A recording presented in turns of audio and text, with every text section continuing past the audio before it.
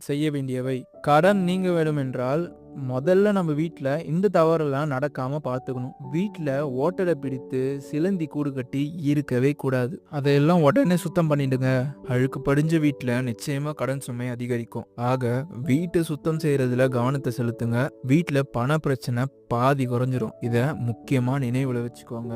வீட்ட நல்லா சுத்தம் பண்ணிட்டு, தண்ணீர வீடு முழுவதும் தெளிக்க வேணும். வெள்ளிக்கிழமை இந்த பரிகாரத்த நீங்க செஞ்சு வந்தீங்கன்னா, கழுத்த நெரிக்கிற கடன்ல இருந்து கூட நீங்க வெளிய வந்துடலாம் ஒரு சில நாட்கள்ல. ஒரு சின்ன டம்ளர்ல சுத்தமான குடிக்கிற நல்ல தண்ணீர ஊற்றி, அதுல பச்சை கற்பூரத்த தூள் பண்ணி போட்டுக்கோங்க. தண்ணீர்ல பச்சை கற்பூரம் சீக்கிரமா கரைஞ்சிரும். நம்ம வீட்ல காலையிலயோ அல்லது மாலையிலயோ நிச்சயமாக வெள்ளிக்கிழமையில பூஜை செய்வோம். ஆமா தானே?